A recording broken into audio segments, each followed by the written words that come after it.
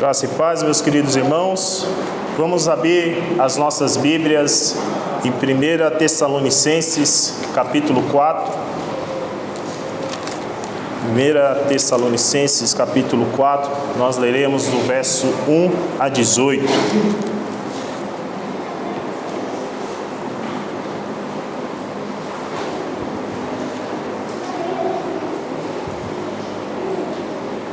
Amém?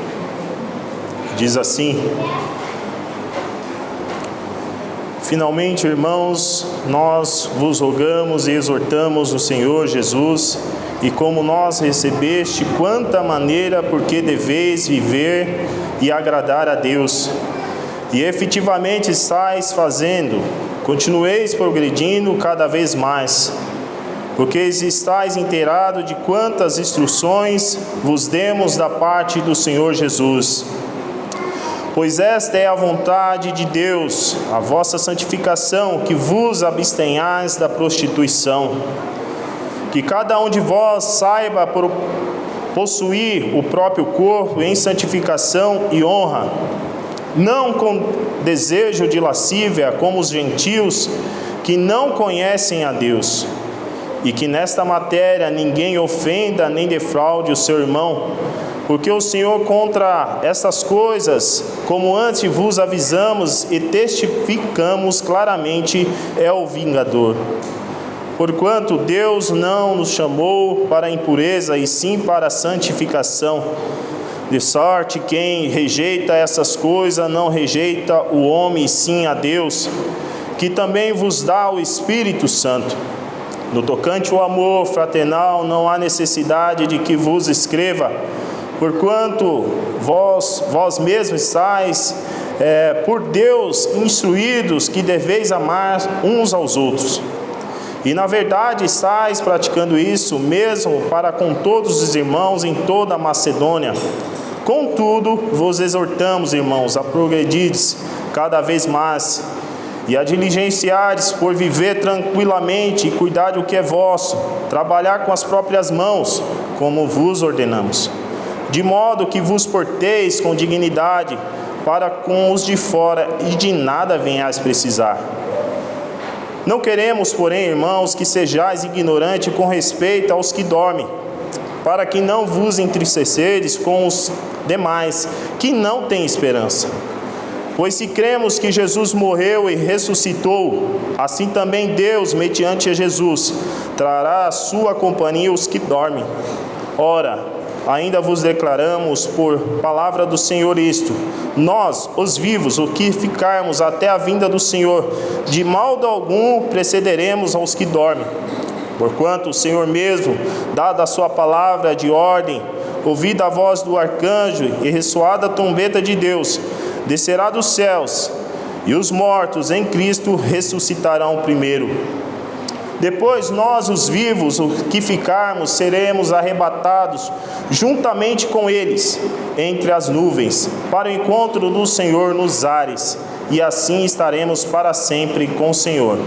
Consolai-vos, pois, uns aos outros com estas palavras. Oremos ao Senhor. Senhor, a Tua palavra será pregada, ó Deus, que o Senhor possa usar a minha vida, ó Pai, que o Senhor possa falar comigo, primeiramente, e falar com a Tua igreja, ó Pai. Estamos, ó Pai, aqui para ouvir a Tua voz, ó Pai. Fala, Senhor, essa noite, ó Pai, com a Tua igreja. Em nome de Jesus, amém.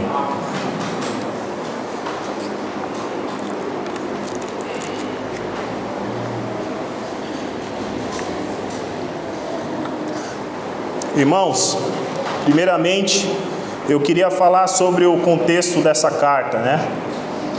O apóstolo Paulo estava fazendo a sua segunda viagem missionária, estava pregando o evangelho juntamente com Silas e Timóteo. E aí eles chegaram à cidade de Tessalônica, anunciaram o evangelho por 3 semanas. Aquelas pessoas entenderam o evangelho, se entregaram a esse evangelho, abandonaram a sua velha vida e passaram a viver o verdadeiro evangelho. E isso está lá no capítulo 1. E Paulo dá glória a Deus porque reconhece que aquele povo tinha entendido o Evangelho. No capítulo 2, Paulo mostra como ele anunciou esse Evangelho. Ele anunciou com amor a Deus, com a intenção de agradar a Deus, não a homens.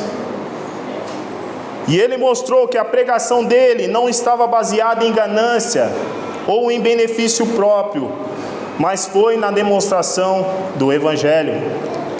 No capítulo 3, ele mostra como ele ficou preocupado com aquela igreja, com aquelas pessoas, e por isso ele envia Timóteo para ter notícia, porque diante de perseguições, diante de sofrimento que eles estavam passando, Paulo, Silas e Timóteo, Paulo fica preocupado, fica com medo.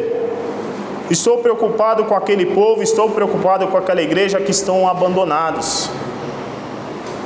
Então ele envia Timóteo, e Timóteo vem com uma notícia muito boa sobre aquela igreja. Vem com uma notícia que alegra o coração de Paulo. Paulo, que está passando por perseguições, quando recebe essa notícia, ele fica muito feliz, ele fica alegre. E ele fala: agora eu vivo.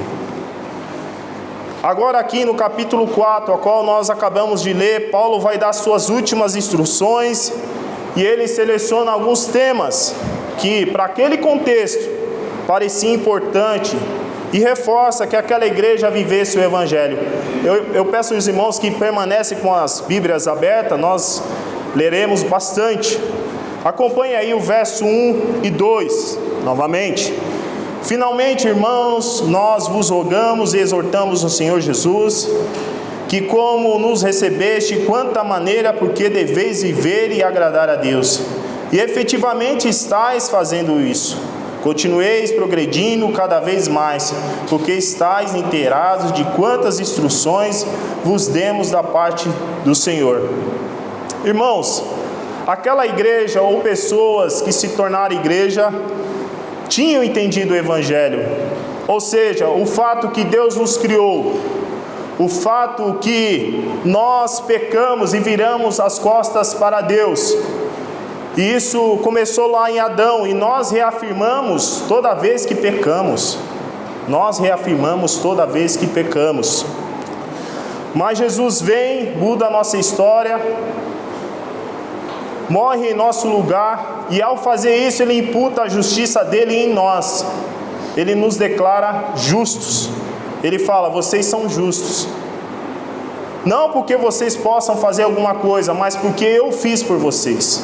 Eu morri por vocês. Ele imputa a justiça dele em nós. E por causa disso nós temos a esperança, a certeza da vida eterna com o nosso Pai Celestial. Nós temos essa certeza. É esse Evangelho que aquela igreja tinha entendido. Por isso que Paulo fica feliz com aquela igreja. É por isso que Paulo fica feliz com aquele povo. E Paulo vê a importância de destacar alguns pontos. E o primeiro ponto é a santidade. Por que Paulo destaca esse primeiro ponto? A cidade de Tessalônica, aos nossos olhos, se nós tivesse a visão, era uma cidade totalmente depravada, sexualmente falando. Eu sei que em nossos dias eu fico assustado com tantas coisas que eu tenho visto por aí, nas mídias, em algumas novelas que eu creio que os irmãos não assistam. Eu fico assustado. Mas se nós vivêssemos naquela época, nós iríamos ver o que era a depravação. Porque a ideia de pertencer, de um pertencer ao outro, de o sexo só existir dentro do casamento, não existia. Não existia. Porque na cultura deles, na filosofia deles, o prazer da carne deveria ser suprida de todas as formas, de todos os jeitos. Para você ter uma ideia, irmãos, em alguns templos pagãos, a forma de adoração deles era através do ato sexual. Por isso eu falo, se nós vivêssemos naquela época, nós ia ficar mais assustados ainda. Era uma verdadeira orgia, uma bagunça. Então vocês imaginam Paulo tentando aplicar esse evangelho dentro daquele contexto que aquele povo estava vivendo. Ele pensa: eu preciso destacar esse assunto, eu preciso falar como o evangelho se aplica nesse assunto.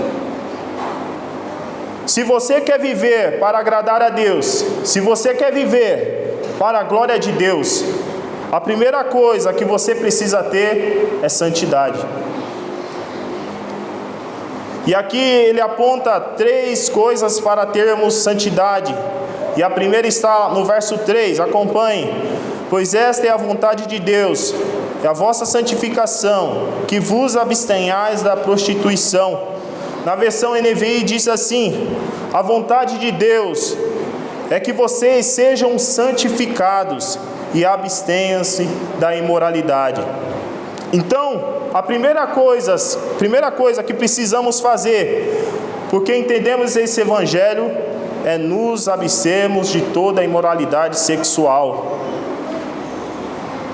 E essa imoralidade sexual, ela pode ser entendida e traduzida pelo adultério, ela pode ser entendida e traduzida pela pornografia, ela pode ser entendida pelo sexo fora do casamento. Paulo está falando: abstenha-se. E muito crente em nossos dias, algumas igrejas aí que se dizem igreja, tem dito que isso é normal. Isso é normal, mas presbítero, eu já namoro há muito tempo. Eu namoro 7, 8 anos, 5, 4. E tenho certeza que vou casar com essa pessoa. Eu tenho certeza que vou ficar com ela ou com ele. Isso não é justificativa, irmãos. Mas presbítero, eu não estou aguentando.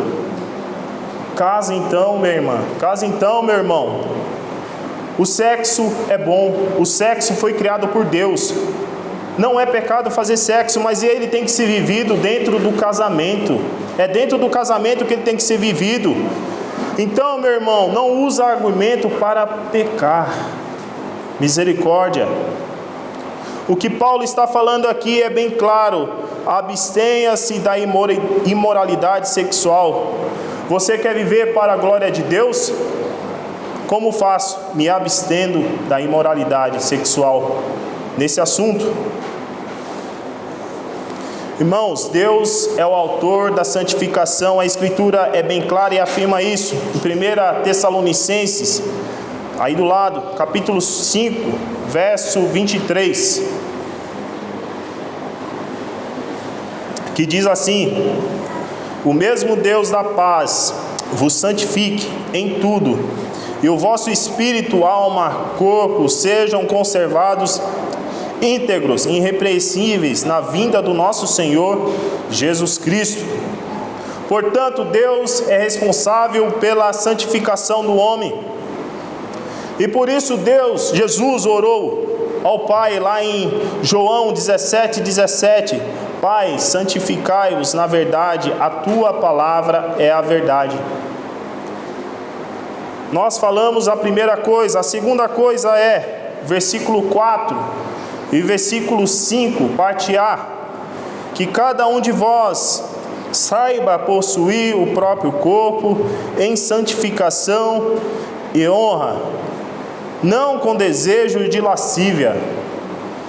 Na versão NVI diz assim: cada um saiba controlar o próprio corpo de maneira santa e honrosa, não com paixão e desejo desenfreado. Paulo continua falando: saiba se controlar. Sabe qual é o mal da juventude hoje? Qual é o mal que tem destruído os nossos jovens? Tem uma droga que tem destruído os nossos jovens das nossas igrejas. E essa droga se chama pornografia. Essa droga destrói a mente do jovem. Essa droga destrói a vida espiritual dos nossos jovens, da nossa igreja. Jovens que um dia se casam e mesmo assim não conseguem se livrar dessa droga chamada pornografia. Saiba se controlar, jovem, para ter uma vida santificada. É na santidade que você vai encontrar a felicidade. É na santidade. Ter uma vida santificada nesse sentido é me abster de toda a imoralidade sexual, é controlar meu corpo, e isso serve para nós que somos casados também. Você precisa ter uma vida em santidade. É para a glória de Deus que você está vivendo. Então saiba se controlar. Você precisa se controlar para não ser, olha que Paulo vai falar no verso 5, parte B, não com desejo de lascívia como os gentios que não conhecem a Deus, para não ser dessa forma. Paulo sabe que existe um desejo, Paulo sabe que existe uma tentação nesse sentido, então ele fala, em nome de Cristo, saiba se controlar. Paulo está fazendo aqui um paralelo com aquelas pessoas que estavam vivendo nesse contexto, que o sexo era liberado para todas as formas, para todos os jeitos. Nós lemos isso aqui. Nós falamos primeira, falamos a segunda, a terceira coisa, para termos uma vida santificada nesse sentido. Versículo 6, parte A. Nesta matéria ninguém defraude o seu irmão, porque o Senhor contra todas essas coisas. Vamos ler novamente. Nesta matéria ninguém ofenda e nem defraude o seu irmão. Só essa parte. Na versão NVI, na parte A, diz assim: neste assunto ninguém prejudique o seu irmão e nem dele se aproveite. Não prejudique seu irmão e nem dele se aproveite. Paulo está falando aqui novamente do sentido sexual. Irmãos, namorar é muito bom, não é? Namorar é bom. Eu namoro até hoje. É muito bom. Mas o namoro cristão é um período para você conhecer a pessoa que você vai se casar, né? Para você conhecer a moça, o moço, né? Uma preparação para você se casar. Não é para você se aproveitar desse namoro. Não é para você se aproveitar desse namoro, trocando carícia como se fossem casados. Cuidado, jovens. Cuidado. Olha aqui, está escrito lá em 1 Coríntios 7:2. Mas por causa da impureza, cada um tem a sua própria esposa e cada uma o seu próprio marido. Então, aproveitar aqui é quando eu estou num período de namoro ou em uma outra situação, nesse sentido, e eu me aproveito de determinada situação, vamos usar o linguajar, passar o farol vermelho. Essa é a verdade. Então, cuidado para não passar esse farol vermelho. O que Paulo está falando aqui é: não prejudique e nem se aproveite. E por que eu devo fazer isso? E por que eu devo viver em santidade? Olha que ele vai falar na parte B do versículo 6. O Senhor castigará todas essas práticas, como já lhe dissemos e asseguramos. Então, em primeiro lugar, Ele vai punir. Segundo lugar, porque Ele não nos chamou para imoralidade, Ele nos chamou para a santidade. O chamado de Deus consiste em santidade. Paulo via a obra de Cristo naquelas pessoas, ele via um caminho de santidade naquelas pessoas.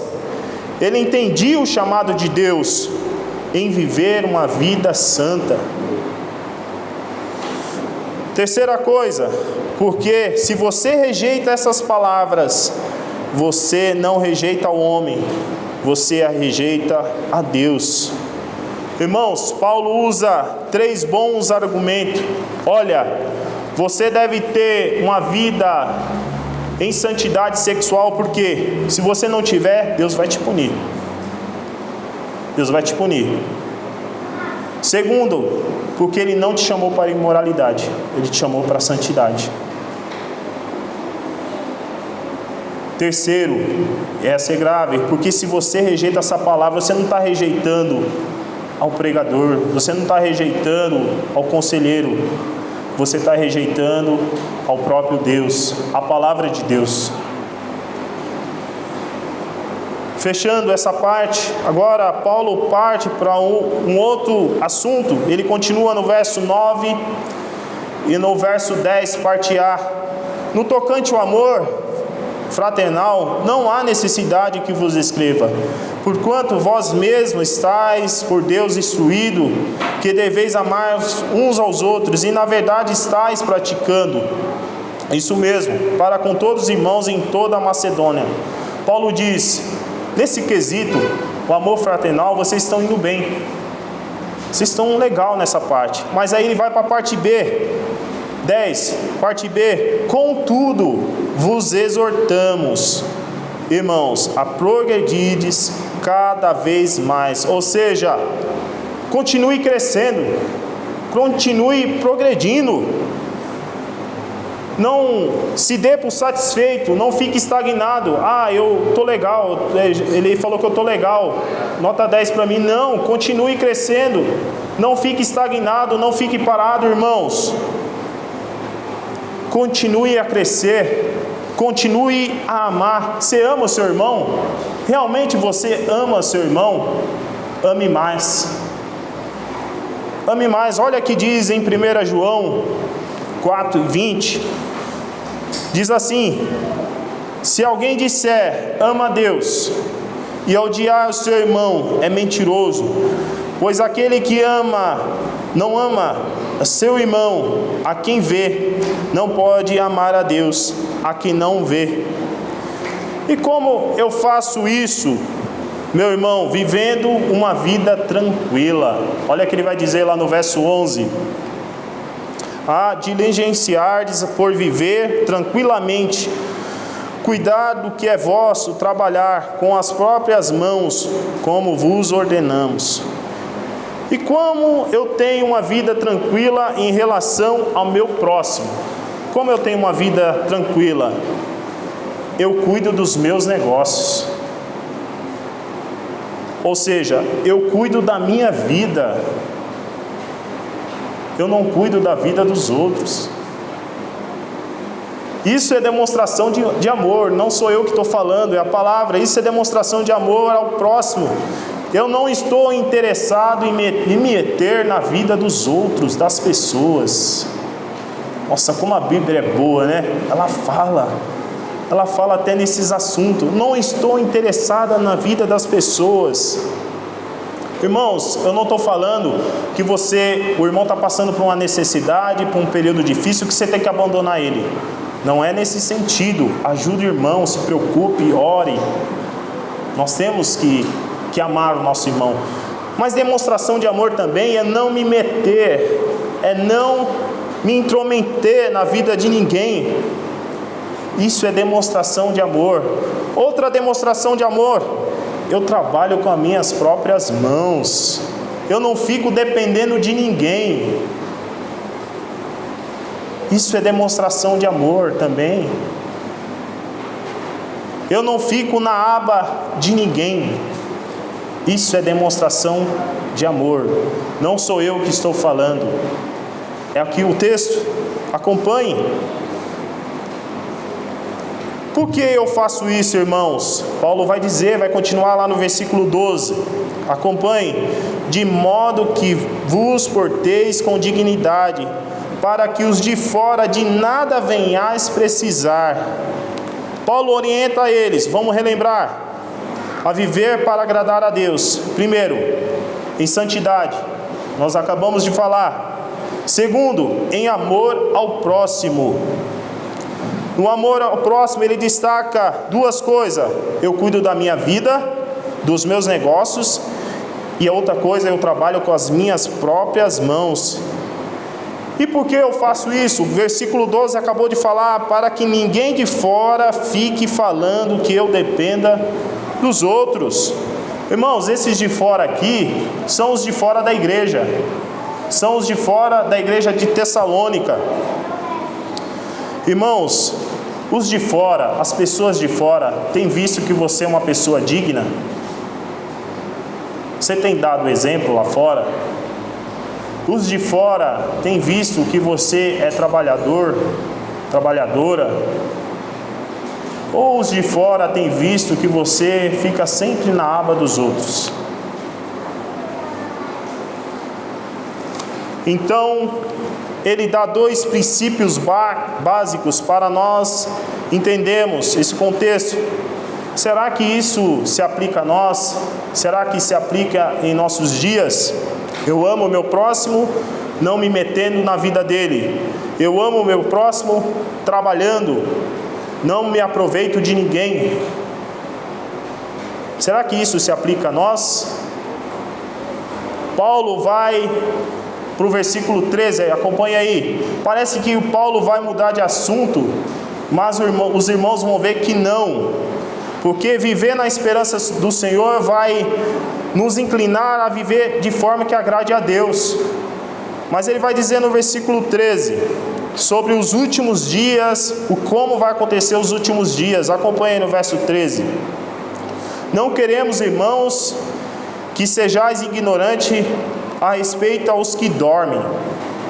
Esses dormem aqui são as pessoas falecidas, né? E ele continua: para não vos entristecerdes com os demais que não têm esperança. Porque se cremos que Jesus morreu, ressuscitou, assim também Deus, mediante a Jesus, trará a companhia os que dormem. Quando Paulo fala aqui os que dormem, ele está se referindo à morte física. Está falando, o corpo dorme, os falecidos dormem. Eu sei, irmãos, que é muito difícil para nós entendermos isso, e muita gente não entende. Muita gente talvez entenda que a salvação é somente para a alma, mas Deus promete uma salvação do nosso ser integral, ou seja, corpo e alma. Quanto aos que dormem aqui, ou faleceram, ou que estão ali dormindo, o encontro dele é imediato com Deus. O corpo dorme, mas a alma tem um encontro imediato com Deus. Mas, presbítero, eu não estou entendendo. Corpo, alma, separado. Vamos ver o que está dizendo ali. Olha o que Paulo fala em 1 Filipenses, versículo 1, 21 e 1, 23. Porquanto para mim viver é Cristo e morrer é lucro. 1:23, ora, de um outro lado estou constrangido, tendo o desejo de partir e estar com Cristo, que é incomparavelmente melhor. Paulo sabia o que ele estava falando, ele sabia o que ele estava falando, porque ele esteve pessoalmente no paraíso. Ele diz lá em 2 Coríntios 12:4, foi arrebatado ao paraíso e ouvi palavras inefáveis, as quais não é lícito ao homem referir. Outro exemplo, irmãos, que o nosso encontro é imediato com Deus, quando nós morremos, o nosso corpo descansar, mas a nossa alma terá um encontro imediato com Deus, é o ladrão da cruz. Ele diz assim: lembra-te de mim quando entrares no teu reino. E Jesus responde: ainda hoje estarás comigo no meu reino. Isso está lá em Lucas 23:43. O que acontece, irmãos, se nós morremos hoje? O nosso corpo vai descansar, mas a nossa alma terá um encontro imediato com Deus. E o que acontece com os que não morreram? Por exemplo, nós aqui, o que vai acontecer com o nosso corpo na vinda do Senhor? Ele vai dizer nos próximos versículos, acompanhe, versículo 15, 16 e 17. Ora, ainda vos declaramos por palavra do Senhor isso: nós, os vivos, os que ficarmos até a vinda do Senhor, de modo algum precederemos os que dormem.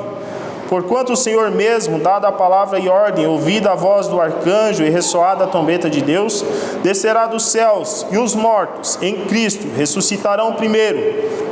Depois nós, os vivos, os que ficarmos, seremos arrebatados juntamente com eles, entre as nuvens, para o encontro do Senhor nos ares.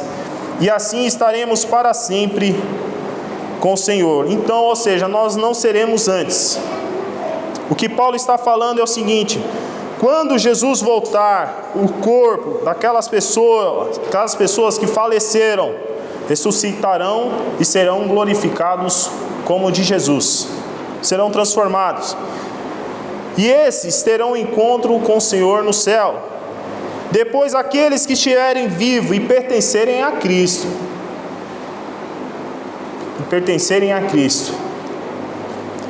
irão ao encontro de Cristo nas nuvens e serão arrebatados. Irmãos, falei tudo isso. E por que Paulo está falando tudo isso? E por que ele está ensinando essas coisas sobre os últimos dias? O que tem a ver com o começo? Ele está dizendo quem tem essa esperança. Quem tem essa esperança? Que esperança? De um dia estar na glória. De um dia ter um encontro imediato com nosso Senhor Jesus. Deve consolar seu coração, deve ter essa certeza. A tristeza, irmãos, de que tem Cristo é diferente para quem não tem Cristo como esperança. Essa esperança que é Cristo, essa esperança que um dia estaremos com Cristo. Quando nós perdemos alguém que tem essa esperança, nós somos consolados. Nós sentimos tristeza. Nós somos seres humanos. Nós ficamos tristes. Mas nós temos essa esperança porque somos consolados, porque temos essa esperança que é Cristo. Nós temos essa esperança que um dia estaremos na glória, eternamente com nosso Pai Celestial. É por isso que o texto termina assim: consolai-vos, pois, uns aos outros. Irmãos, parece que Paulo muda de assunto, mas isso deve nos inclinar quando nós pensamos na vinda do nosso Senhor, na eternidade. Isso nos inclina a viver de maneira que agrade a Deus. Não é verdade? Quando nós pensamos no porvir, pensamos na eternidade, quando nós estamos saindo fora do trilho, nós somos levados porque nos inclina, porque nós pensamos na esperança, que é Cristo, na eternidade. Isso nos inclina a agradar a Deus. É por isso, como nós dissemos lá em cima, é por isso que devemos viver em santidade. Primeiro ponto. É por isso que nós devemos amar o próximo. É tendo essa esperança que nos faz viver dessa forma.